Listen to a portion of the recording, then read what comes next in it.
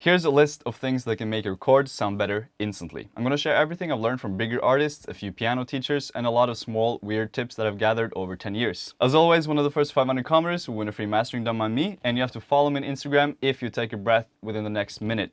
But I'll shut up now, let's dive into it. I know you might hate this, but I'm going to start off with some basic music theory. I know it's boring and confusing, but it's just too valuable and important to not talk about. I'm going to try and make it as understandable as possible and pretty much try to make the video that I wish I had watched 10 years ago when I first started out.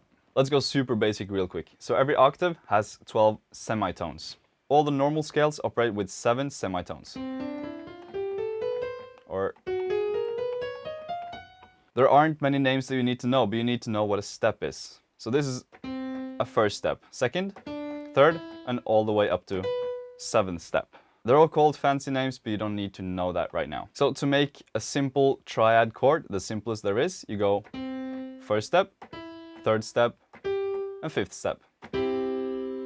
That's a major chord, a major triad. To make it minor, you go with the third 1/2 step down. This works everywhere. For instance, and then, now I don't want to go too in-depth into this, but the major scale has, this is the 1, and then a whole step, half step, whole step, whole step, whole step, half step. So 2 whole steps, 1/2, 3 whole steps, 1/2. And in between here, why isn't this a whole step? But it's actually just a note. It just misses the black one, so it counts as 1/2 step. And the minor has whole step, half step, whole step, half step, whole step, whole step. So it just moves that 1/2 step one earlier, which would be. So that is the foundation of chords. You can continue these steps. So you have the first, third, 5th, and then you can add a 7th, which is something that Zed, for instance, uses a lot in his music. Or a minor 7th with a major triad, which would be a dominant chord, dominant 7th. You can also keep going and add like a 9th.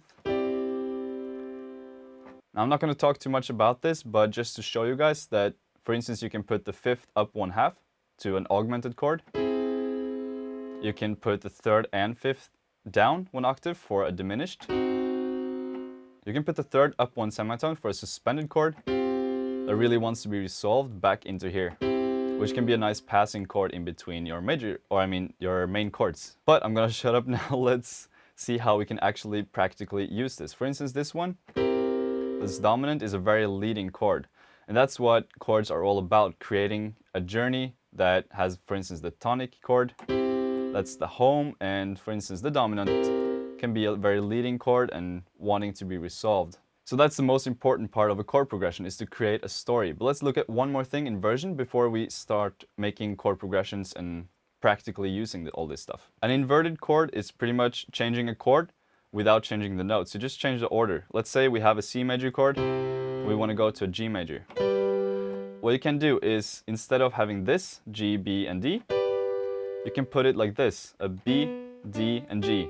It's the same notes, just way easier to play and can give a different feeling to your chords. So let's see, this versus this.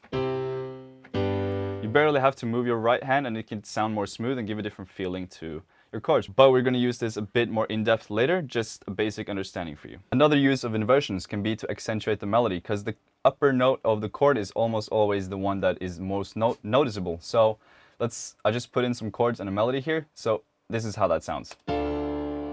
But the melody plays in F. So if we invert this down here, the F will be on top. And it will just feel more clean and the melody will pop more through. So let's continue doing that. Let's drop this one down here as well.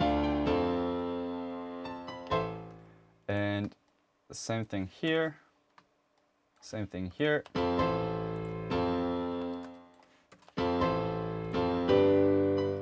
You can pretty much do whatever you want with these chords as well. So for instance here, I felt that it was a bit too empty in the middle and too thin.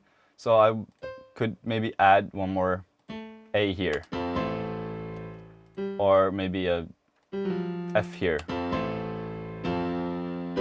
There aren't really any rules. As long as it sounds good, it is good. Now let's try and use all of these tips and some music theory to make a chord progression sound better. But before we head into this, it might get a bit dry and advanced, but bear with me, we're gonna look at how to add chords to melodies and stuff like that later, so just stick around. So let's start off with some super basic chords, a C, a D, and an E minor.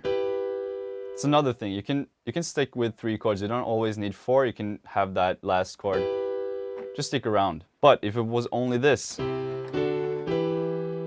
repeating, it would get very boring. So let's try and find a switch up on the next time around. So I want the next part of the progression to start with this A minor 7th chord, because I want this A in the bass. But to get there, we need to find a chord that can lead us to that A minor 7th, which is why I'm going to add this E dominant 7th chord. This is the 5th step concept, that the 5th step chord leads into the tonic. Let me explain quickly just in C major with the 1st step, 4th step, and then 5th step. Leading into the C. Even better if I add the 7th here.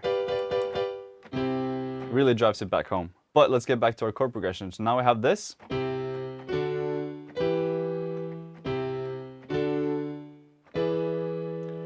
Now this sounds too edgy, too jazzy. Let's invert it to make it sound more friendly and pleasing. So let's invert this, putting the B down here. So we have this. Oops, this. Let's remove this D as well. So we end up with something more friendly and easy, but it's still pretty much the same thing. So then it sounds like this.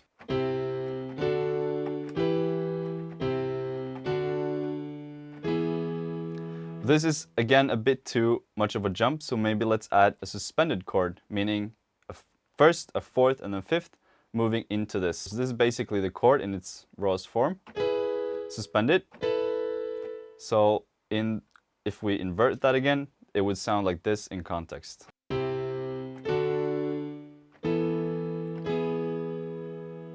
So this chord leads us into this, which is now a 7th. It's a changed chord than what we had originally, and it will continue like this. But let's remove the tonic in this chord, because I think it's going to sound too jazzy and too extreme, so let's just end up with using the A in the bass line, and then we end up with this. So the full progression that we have so far sounds like this now.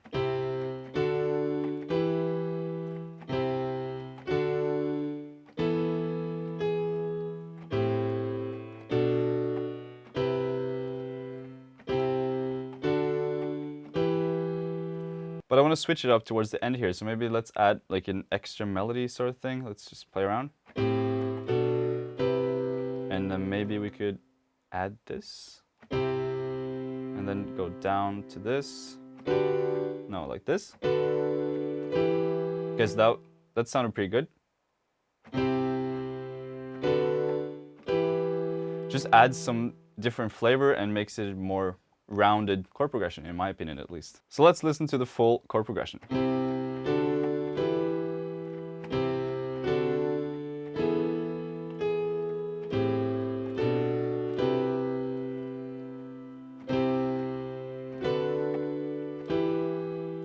This is horribly played, but you get the idea. It feels like a much more rounded off chord progression than just having go over and over again. Just a quick tip before we continue. If you're unsure about what scale your song is in, you can Google Scale Finder and you'll find this tool where you can just put in the notes that you're using and click Find Me a Scale. And it's going to find all the possible scales. The more notes you fill in, the easier it is. Just a quick tip. Now let's look at how to put chords under a melody. So now we're going to reverse engineer the chords. I just put in a random melody here.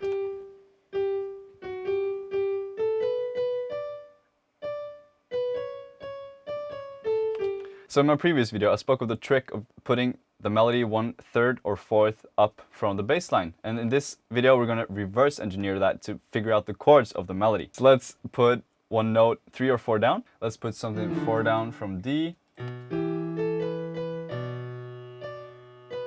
And then another one down for this one. That didn't sound good. Let's try a different interval. Now, a thing that Brooks, for instance, and Garrix does a lot is having a lot of chord progression. So in this interval here, they would follow the melody with the bass line pretty much. That would sound like this. I guess let's start on the chords. Just put this one down. Okay, so we have this E here, and I know we have this G.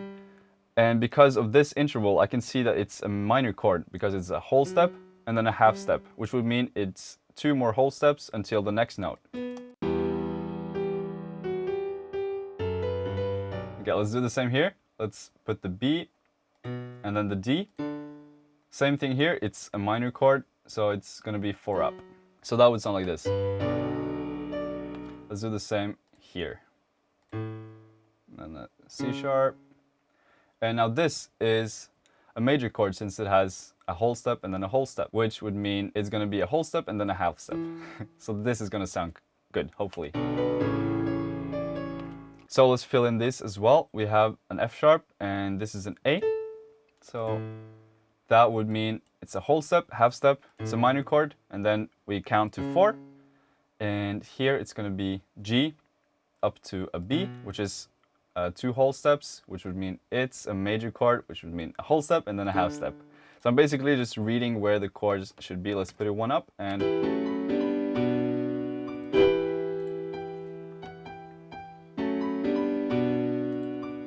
It is music theory, but in the beginning I was just counting notes, and that's pretty much all you need to figure things out. So the next tip can be super valuable, which is downloading other MIDIs from songs that you like. I put in Z clarity and just analyze how they're doing their chords. So for instance, I can see that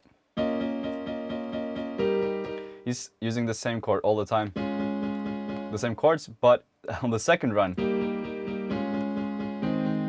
he adds that chord, which helps a lot in moving the track forward. And in the chorus, he adds a bass line. It changes.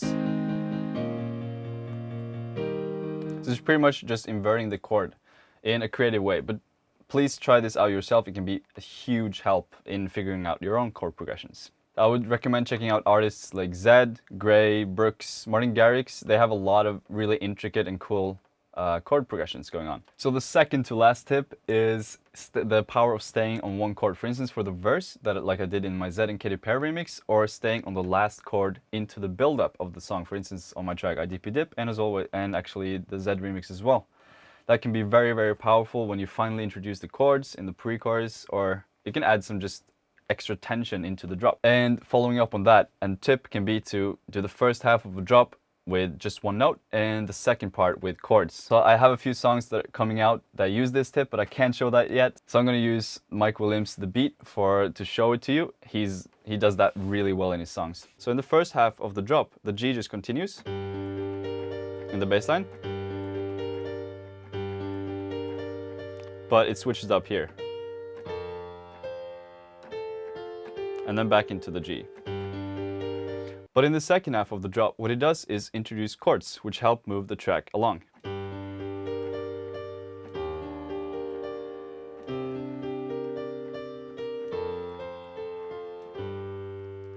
I'm going to spend some time making a few chord progressions that I'm going to link below in a sample pack for you guys to download. And I'm really curious what tips you guys have for chords. I would love to know.